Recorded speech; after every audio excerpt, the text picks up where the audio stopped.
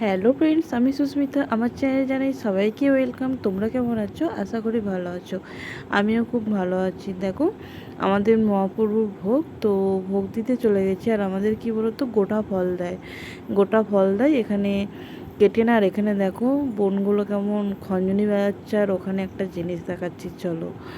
মানে খুব সুন্দর মুহূর্ত দেখাচ্ছি। দেখো, একটা বাচ্চা ছেলে কত সুন্দর ঢাক বাজাচ্ছে দেখো। আর ও দাদু মানে খোল করতাল বাজায় তো। তো দেখো কত সুন্দর বাজাচ্ছে বাচ্চা ছেলের হাতে। তার বাড়ি চলে আসার পর এখানে অলরেডি পুজো বসে গেছে। বাড়ি চলে এসেছিলাম, তারপর দেখছি যে মানে নাম হচ্ছিলো, শুনতে পাচ্ছিলাম। আর আমাদের এই মহাপ্রভু মন্দিরটা আমাদের বাড়ির একদমই কাছে। তো তারপর রেডি হয়ে চলে গেছিলাম এই মহাপুরতলায়।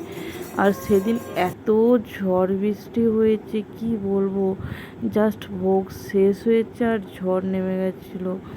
দেখো এইখানে এরপর আমাদের এখানে কত সুন্দর একটা জিনিস, আরতি হওয়ার পর এরপর কী হবে বলো তো, দইয়ের হাঁড়িটা মানে ব্রাহ্মণ মাথায় করে নিয়ে ঘুরে দইয়ের হাঁড়ি ভাঙবে। ওই জিনিসটা আমার সত্যিই খুব দেখতে ভালো লাগে। আর এখানে আরতি করছে, দেখো প্রথমে দইয়ের মানে জলে শান্তি জল দিয়ে দিচ্ছে সবাইকে, তারপর দইয়ের হাঁড়িটা ভাঙবে। আর দইয়ের হাঁড়িটা নেওয়ার জন্য সবাই মিলে যে এত পরিমাণে সেই হুড়মুড়িয়ে পড়বে, মনে হচ্ছে যেন হাত পা ভেঙে বসে থাকবে। আমার তো মানে এক বছর কি বলবো, মানে পায়ে চোট লেগেছিলো। তারপর থেকে তো আমি দইয়ের হাঁড়ি কুড়াতে যাই না। কেন কুড়াতে যাই, কিন্তু এত ভিড়ের মধ্যে তো আমি যাই না। তো দেখো শান্তি জল দিয়ে দেওয়ার পর আবার দইয়ের হাঁড়ি ভাঙবে। তো সে বছরের পর থেকে আমি ভিড়েতে অন্তত দইয়ের হাঁড়ি কুড়াতে যাই না। আর এবছর প্রচুর বাতাসা ছড়িয়েছে, প্রচুর মানে যার ভালো লাগছে সেই এক প্যাকেট করে দিয়েছে। আমাদেরও দেওয়া হয়েছিলো এক প্যাকেট বাতাসা বাবা মহাপ্রভুকে। তো আর বছরের তুলনায় এবছর প্রচুর বাতাসা ছড়ানো হয়েছে দেখো।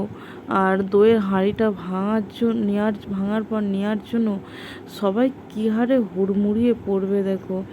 মানে কি বলবো, ওর ঘাড়ে পড়ে যাবে, ওর ঘাড়ে পড়ে যাবে।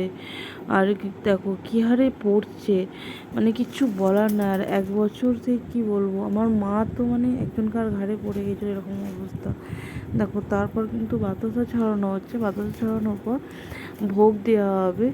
আর কি বলতো, এবার তো মানে ভোগ দেওয়া আরম্ভ হবে। এই যেখানটা কাপড় ঢাকা ছিল, মানে কেউ হাত দিতে পারবে না, যেহেতু পুজো কমপ্লিট হয়ে গেছে তাই কাপড়টা খুলে দেওয়া হয়েছে দেখো। আর ভোগ দেওয়া হবে। এত পরিমাণে ঝড় উঠছে কি বলবো দেখো। ভিডিওটা ভালো লাগলে লাইক কমেন্ট অ্যান্ড শেয়ার করবেন, পারলে চ্যানেলটা সাবস্ক্রাইব করে দেবেন।